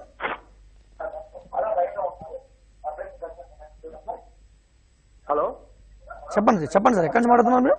నా పేరు సుమన్ అండి. చెప్పండి హలో చెప్పండి సుమన్ గారు, చెప్పండి నా పేరు సుమన్ అండి. చెప్పండి నేను ఖమ్మం నుంచి మాట్లాడుతున్నాం. చెప్పండి మీ ప్రశ్న ఏంటో అడగండి. హలో మీ ప్రశ్న ఏంటో అడగండి. వినపడుతులేదండి మీ వాయిస్. సుమన్ గారు వినపడుతుంది, మీరు చెప్పండి, మాకు వినపడుతుంది, మీరు చెప్పండి. ఈ గురుకులంలో ఇప్పుడు నెక్స్ట్ 14 రోజు ఉంది కదండి ఎగ్జామ్. అవునవును, టీజీటీ తెలుగు ఎగ్జామ్. అవునండి. సో దానికి తెలుగులో వస్తుందా క్వశ్చన్ పేపర్ లేకుంటే ఇంగ్లీష్ లో వస్తుందని డౌట్ అండి. తెలుగులోనే వస్తుందండి పేపరు, అందువల్లనే మేము తెలుగులో క్లాసులు కండక్ట్ చేయడం జరుగుతుంది. దానికి తెలుగులో వస్తుందా క్వశ్చన్ పేపర్ లేకుంటే ఇంగ్లీష్ లో వస్తుందని డౌట్ అండి. తెలుగులోనే వస్తుందండి పేపర్. క్వశ్చన్ పేపర్ తెలుగులోనే ఉంటుంది, అందువల్లనే మన టీవీ వాళ్ళు ప్రత్యేకంగా ఈ తెలుగు పేపర్ తెలుగులో ఉండడం వల్ల క్లాసులు కూడా తెలుగులో పెట్టడం జరిగింది. ఇంతకుముందు ఇంగ్లీష్లో ఉండేటప్పుడు ఇంగ్లీష్లో చెప్పేవాళ్ళు, కొంత తెలుగులో కూడా పిల్లలకు అర్థమయ్యే విధంగా చెప్పడం జరిగింది. ఇప్పుడు పూర్తిగా తెలుగు పేపర్ ఉండడం వల్లనే తెలుగులోనే ఎగ్జామ్ మనము ఈ ప్రోగ్రామ్ కండక్ట్ చేస్తున్నాం. ఓకే, ఇప్పుడు మరొక లైన్లో ఉన్నారు సార్, అభ్యర్థి ప్రశ్న వినే ప్రయత్నం చేద్దాం. హలో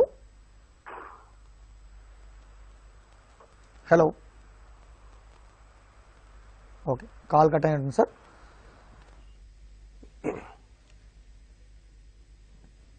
నెక్స్ట్ ఈ కాలుష్య ప్రభావాలు మనం చూసినట్లయితే ఈ జల కాలుష్యం వల్ల ప్రధానంగా ఏమవుతుందంటే ఓషన్స్ అనేవి, మహాసముద్రాలు అనేవి అసిడిఫై అవుతున్నాయి, అంటే ఆమ్లీకృతం అవుతున్నాయి. ఈ కార్బన్ డైఆక్సైడ్ పరిమాణం క్రమంగా పెరగడం వల్ల ఏమవుతుందంటే ఈ నీళ్ళలో ఈ జలావరణం ఏమవుతుందంటే కార్బన్ డైఆక్సైడ్ అధికంగా సంగ్రహించుకోవడం వల్ల ఆమ్లీకృతం అవుతుంది. ఇక్కడ అభ్యర్థికి ప్రశ్న ఏ విధంగా వస్తుందంటే కార్బన్ డైఆక్సైడ్ని సమర్థవంతంగా శోషించుకునేటువంటి ఈ క్రింది వాళ్ళలో ఏది అన్నప్పుడు అది నీరు, జలావరణం. సో జలావరణం వచ్చి అత్యధికంగా ఈ కార్బన్ డైఆక్సైడ్ గ్రహించడం వల్ల ఈ కార్బన్ డైఆక్సైడ్ ఎక్కువ అయ్యి ఓషన్స్ అన్ని కూడా ఆమ్లీకృతం అవుతున్నాయి. ఓషన్స్ అసిడిఫికేషన్కి ప్రధానమైనటువంటి వాయువు ఏది అన్నప్పుడు అది కార్బన్ డైఆక్సైడ్. ఓషన్స్ అంటే జలావరణాలు అత్యధికంగా ఆమ్లీకృతం కారణమైనటువంటి వాయువు ఏదంటే అది కార్బన్ డైఆక్సైడ్. అట్లాగే ఈ శీతోష్ణస్థితి ప్రభావంలో కార్బన్ డైఆక్సైడ్ కానివ్వండి, వాయు కాలుష్యం కానీ ఎక్కువైనట్లయితే భారతదేశంలో ఉన్నటువంటి Indian network for climate change assessment, INCCN, Indian network for climate change assessment, ఈ అసెస్మెంట్ ప్రకారము సగటు ఉష్ణోగ్రత 1 డిగ్రీ సెంటీగ్రేడ్ పెరిగినట్లయితే ప్రతి సంవత్సరము 6 మిలియన్ టన్నుల గోధుమ దిగుబడి తగ్గిపోతుందని ఒక అంచనా వేయడం జరిగింది. సార్ ఇప్పుడు మనకు మరో కాల్ లైన్లో ఉన్నారు సార్. హలో